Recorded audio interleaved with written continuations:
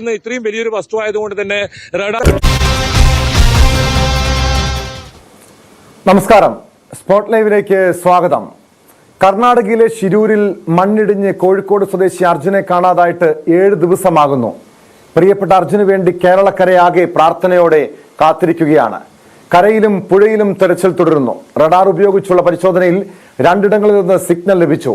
എന്നാൽ അർജുൻ സഞ്ചരിച്ച വാഹനത്തിന്റെ സിഗ്നലാണോ എന്ന കാര്യത്തിൽ സ്ഥിരീകരണമായിട്ടില്ല.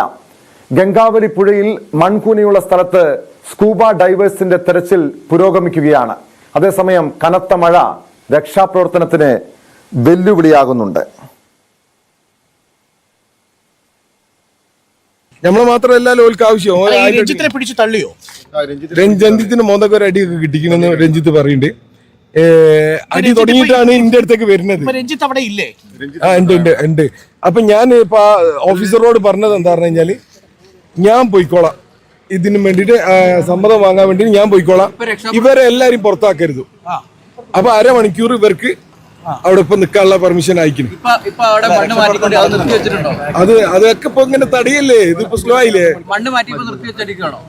ഈ അടിന്റെ ഇടയിൽ എല്ലാരും നോക്കിക്കുമല്ലോ, അങ്ങനെയാണ് ഇപ്പൊ സ്ലോ ആയത്.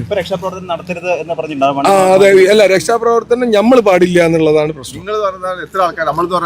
നമ്മളവിടെ ഒരു 100-150 ആൾക്കാരുണ്ട്. ഞാൻ ആ 100-150 ആൾക്കാരെ പേര്, ഒറ്റ പേര് മാത്രം എഴുതാണെങ്കിൽ എന്റെ അഭിപ്രായത്തിൽ 2 ദിവസം വേണ്ടി വരും. നമ്മൾ ആളുകളൊക്കെ ഉണ്ടല്ലോ അവിടെ, മേലെ ഉണ്ടല്ലോ, മലയാളികൾ മൊത്തം മലയാളികളല്ലേ. അതെ, നമ്മൾ പാടില്ല അവിടെ. അപ്പൊ ഇനി അഥവാ നിങ്ങൾക്ക് അത്ര നിർബന്ധമാണെന്നുണ്ടെങ്കിൽ നിങ്ങൾ ജീവന് ഭീഷണി ഉണ്ട്, ഇത് എപ്പോഴും ഇടിയുന്നാ പറയണത്. AO സൈറ്റ് ഇത് തന്നെ പറയണത്, ഇതുവരെ ഇടിഞ്ഞില്ല. AO സൈറ്റ് ഇതുവരെ ഇടിഞ്ഞിട്ടില്ല. മണ്ണിടിച്ചിൽ സാധ്യതയുള്ളത് കൊണ്ട് നിങ്ങൾ പിന്മാറണം എന്നാണ് പറയുന്നത്. മണ്ണിടിച്ചിലിന്റെ സാധ്യത ഒരു കാരണം പറയണേ, മിലിറ്ററിക്കാർക്ക് നമ്മൾ കാരണം ബുദ്ധിമുട്ടാണെന്ന് പറയണേ. ഇതൊന്നുമില്ല. മെയിൻ ആയിട്ട് എഫക്റ്റീവ് പണി നടന്നുകൊണ്ടിരിക്കുന്ന മലയാളികൾ ഇപ്പൊ ചെയ്തുകൊണ്ടിരിക്കുന്ന പണിയാണ്. നിരാശ തന്നെയാണോ നമുക്കിപ്പോൾ ഈ രൂപത്തിൽ പോയ ഡെയിലി ഇങ്ങനെ ഓരോ തടസ്സങ്ങളല്ലേ. ഇന്ന് രാവിലെ രഞ്ജിത്തും ബാക്കിയുള്ള എന്റെ ബ്രദേഴ്സും അവരൊക്കെ കൂടി രാവിലെ കയറുമ്പോ ഉന്തും തള്ളും കഴിഞ്ഞിട്ടാണ് അവിടെ എത്തുന്നത്. എന്നും ഇതന്നെയാണ് ഇപ്പൊ നടന്നുകൊണ്ടിരിക്കുന്നത്. ഇല്ല, അവരൊക്കെ നല്ല ബന്ധങ്ങളല്ലേ. ഈ വരുന്ന ആളുകൾ വെറുതെ ഇങ്ങനെ ഓരോ രക്ഷാപ്രവർത്തനം നിർത്തിവെക്കണം എന്നുള്ളതാണോ സർക്കാരിന്റെ ഭാഗത്ത്? എന്തിനാ അറിയില്ല. ഞാൻ ഇപ്പൊ ചോദിച്ചു, എന്താ നിങ്ങൾ ഉദ്ദേശിക്കുന്നത്?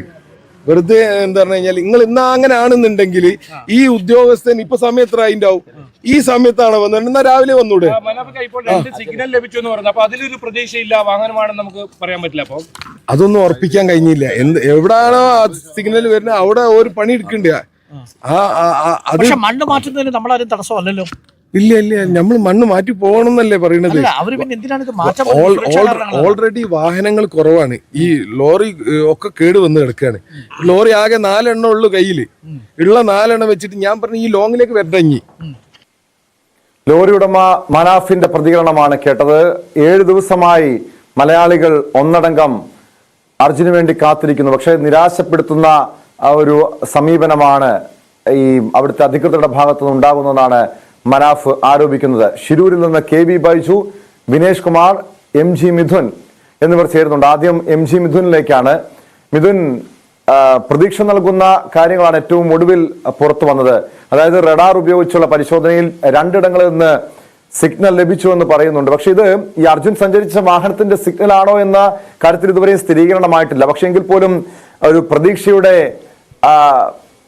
ചെറിയ ഒരു സൂചനകൾ ലഭ്യമാകുന്നു എന്ന് തന്നെയാണ് നമുക്ക് അവിടെ നിന്ന് മനസ്സിലാക്കാൻ കഴിയുന്നതും. പക്ഷേ ഈ മനാഫിന്റെ പ്രതികരണത്തിൽ നിന്നും മലയാളികളെ അവിടേക്ക് പ്രവേശിപ്പിക്കുന്നില്ല, അവിടെ മറ്റ് സുരക്ഷാ ഭീഷണി ഉണ്ട് എന്ന് പറഞ്ഞ് മാറ്റി നിർത്തുന്നു. എന്താണിപ്പോൾ അവിടെ സംഭവിക്കുന്നത്? ഏറെ നിർണായകമായിട്ടുള്ളൊരു മണിക്കൂറുകളിലേക്ക് കടക്കുമ്പോൾ എന്താണ് ഏറ്റവും ഒടുവിൽ ഈ ശിരൂരിൽ നിന്നും ലഭ്യമായിട്ടുള്ള വിവരം മിഥുൻ?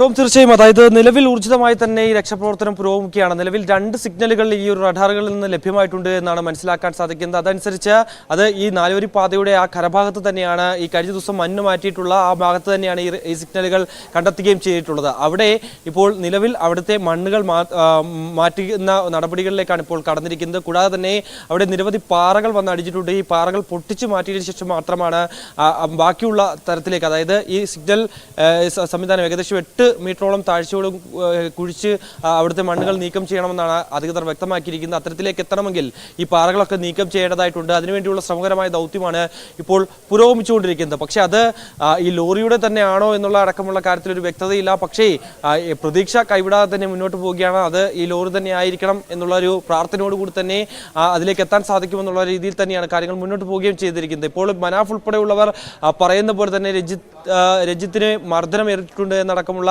വാർത്തകൾ പുറത്തു വരുന്നുണ്ട്. കാരണം നമുക്കറിയാം ഏകദേശം ഒരു 150-ലധികം ഈ മനാഫ് പറയുന്നത് പോലെ തന്നെ 150-ലധികം മലയാളികൾ ഇപ്പോൾ തന്നെ ഈ രക്ഷാപ്രവർത്തനം ഏകോപിപ്പിക്കുന്നതിന് വേണ്ടി അവിടെയുണ്ട്. പക്ഷേ സൈന്യമുണ്ട്, മറ്റ് സംവിധാനങ്ങളെല്ലാം തന്നെയുണ്ട്. ഈ ഒരു സമയത്ത് ഈ ജിയോളജിക്കൽ സർവേ ഡിപ്പാർട്ട്മെന്റ് പറയുന്നതനുസരിച്ച് ഒരു പക്ഷേ വീണ്ടും മണ്ണിടിച്ചിൽ ഉണ്ടാകാനൊരു സാധ്യതയുണ്ട്. കാരണം മഴ നിരന്തരം അവിടെ ഈ രക്ഷാദൗത്യത്തെ ബാധിക്കുന്നുണ്ട്. മഴ വീണ്ടും പെയ്യുന്നത് കൊണ്ട് തന്നെ മുകളിൽ നിന്ന് വീണ്ടും മണ്ണിടിഞ്ഞ് താഴേക്ക് വീഴാൻ പറ്റുന്ന തരത്തിലേക്ക് കാര്യങ്ങൾ പോകും. കാരണം കഴിഞ്ഞ ദിവസം ഈ മണ്ണ് നീക്കം ചെയ്ത രീതിയിൽ ആയിരിക്കരുത് ഇന്ന് അവിടെ നിന്ന് മണ്ണ് നീക്കം ചെയ്യേണ്ടത് എന്നുള്ള കൃത്യമായ നിർദ്ദേശം ജിയോളജിക്കൽ സർവേ വകുപ്പ് മുമ്പോട്ട് വെച്ചിരുന്നു. കാരണം ആ രീതിയിൽ അത്രയും തോതിൽ മണ്ണ് അവിടുന്ന് നീക്കം ചെയ്താൽ ഒരുപക്ഷെ മുകളിൽ നിന്ന് കൂടുതൽ മണ്ണിടിച്ച് താഴേക്ക് വീഴാൻ പോകും. അത് വലിയ അപകടത്തിലേക്ക് പോവുകയും ചെയ്യും. കൂടുതൽ ദൗത്യം ദുഷ്കരമാകുന്ന തരത്തിലേക്ക് പോവുകയും ചെയ്യും എന്ന് അവർ മുന്നറിയിപ്പ് നൽകിയിട്ടുണ്ട്. അതുകൊണ്ട് തന്നെ ശ്രദ്ധയോടെ ജാഗ്രതയോടു കൂടിയാണ് ഇപ്പോൾ അവിടുത്തെ മണ്ണ് നീക്കം ചെയ്യുന്നത് എന്നുള്ളതാണ് നമുക്ക് മനസ്സിലാക്കാൻ സാധിക്കുന്നത്. അതുകൊണ്ട് തന്നെ ഇവർ എല്ലാം തന്നെ അവിടെ ഉണ്ട് എങ്കിൽ ഒരുപക്ഷെ ഏകദേശം 150-ലധികം മലയാളികൾ അവിടെ ഉണ്ട് എന്നാണ്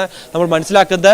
അങ്ങനെയെങ്കിൽ അവിടെ നിർത്തിയാൽ ഒരുപക്ഷെ മറ്റൊരു അപകടത്തിലേക്ക് കൂടി പോകും എന്നുള്ളതിന്റെ അടിസ്ഥാനത്തിൽ കൂടിയാകാം ഈ ഒരു അവസ്ഥയിൽ അവരെ അവിടെ നിന്ന് മാറ്റണം എന്നുള്ളൊരു നിർദ്ദേശം നൽകിയെന്നാണ് നമുക്ക് മനസ്സിലാക്കാൻ സാധിക്കുന്നത്. എന്തായാലും നിലവിൽ രക്ഷാപ്രവർത്തനം ഊർജിതമായി തന്നെ പുരോഗമിക്കുന്നുണ്ട്. അതേസമയം ഈ 4-വരി പാതയ്ക്കും ഒപ്പം തന്നെ ഈ ഗംഗാവലി പുഴയ്ക്കും നടുഭാഗമുണ്ട്. അതായത് ഈ വാഹനങ്ങൾ പാർക്ക് ചെയ്യുകയും ഒപ്പം തന്നെ ചായ കുടിക്കുന്നതിന് വേണ്ടിയൊക്കെ നിർത്തിയിട്ട് വിശ്രമിക്കുന്ന ഒരു മേഖല കൂടിയാണ് ഈ പറയുന്ന ഈ അപകടം നടന്നിട്ടുള്ള പ്രദേശം. അവിടെ ഒരു കടയൊക്കെ ഉണ്ടായിരുന്നു. ആ കട ഉൾപ്പെടെയുള്ളവ ഈ ഒരു മണ്ണിടിച്ചിൽ ഒഴുകി പോയിട്ടുണ്ട്. മണ്ണിടിച്ചിലേക്ക് ഒഴുകിയ മറുവശത്തേക്ക് വീണിട്ടുണ്ട് എന്നാണ് മനസ്സിലാക്കാൻ സാധിക്കുന്നത്. ഈ മനാഫ് പറയുന്ന അനുസരിച്ചാണ് എങ്കിൽ ഒരുപക്ഷേ നിലവിൽ ഈ പറയുന്ന പുഴയ്ക്കും ഈ 4-വരി പാതയ്ക്കും ഇടയിലുള്ള ആ ഭാഗത്ത് പരിശോധന നടത്തണമെന്നാണ് ഇവർ മുന്നോട്ട് വെക്കുന്ന ആവശ്യം. അതായത് അവിടെ ഇതുവരെയും കൃത്യമായ രീതിയിൽ പരിശോധന നടത്തിയിട്ടില്ല. അവിടെ മണ്ണ് മാറ്റി നീക്കിയുള്ള പരിശോധനകളിലേക്ക് ഇതുവരെയും സൈന്യം കടന്നിട്ടില്ല. അതുകൊണ്ട് തന്നെ അവിടെ കൂടുതൽ ശ്രദ്ധ കേന്ദ്രീകരിക്കണമെന്നുള്ള ആവശ്യമാണ് ഇവർ മുന്നോട്ട് വെക്കുന്നത്. മറ്റിടത്തെല്ലാം തന്നെ നിലവിൽ ഇത്രയധികം മണ്ണ് മാറ്റുകയും കഴിഞ്ഞ ദിവസം റവന്യൂ വകുപ്പ് മന്ത്രി പറഞ്ഞതുപോലെ തന്നെ ഏകദേശം 98% മാറ്റിയെന്നാണ് പറയുന്നത്. എങ്കിൽ പോലും തന്നെ ഒരു തടി പോലും, അതായത് ഈ ലോറിയാണ് മറിഞ്ഞത്, അത് തടി കയറ്റിക്കൊണ്ടുവന്ന ലോറിയാണ്. അതുകൊണ്ട് തന്നെ ആ ലോറിയിലുണ്ടായിരുന്ന ഒരു തടി പോലും കണ്ടെത്താൻ സാധിക്കാത്ത പശ്ചാത്തലത്തിൽ നിലവിൽ കർണാടക സർക്കാർ പറയുന്നത്, അവിടുത്തെ ജില്ലാ ഭരണകൂടം പറയുന്നത് കരഭാഗത്ത് ഒരു കാരണവശാലും ലോറി ഉണ്ടാകാനുള്ള സാധ്യതയില്ല, അത് 99% ഉറപ്പാണ് എന്നവർ ഉറപ്പിച്ച് പറയുന്നു. NDRFും അതേ സ്വരത്തിൽ തന്നെയാണ് കാര്യങ്ങൾ പറയുകയും ചെയ്തത്. പക്ഷേ സൈന്യം അവർ പറയുന്ന പ്രധാനപ്പെട്ട കാര്യം, അതായത് നിലവിൽ ഈ മണ്ണ് മുഴുവൻ നീക്കം ചെയ്ത് അവിടെ അർജുനുണ്ടോ അല്ലെങ്കിൽ മറ്റ് ലോറിയുടെ ഭാഗങ്ങൾ എന്തെങ്കിലും കണ്ടെത്താനാകുമോ എന്നുള്ള കാര്യം ഉറപ്പുവരുത്തിയതിനു ശേഷം മാത്രമേ ആ ദൗത്യത്തിൽ നിന്ന് പിന്മാറൂ.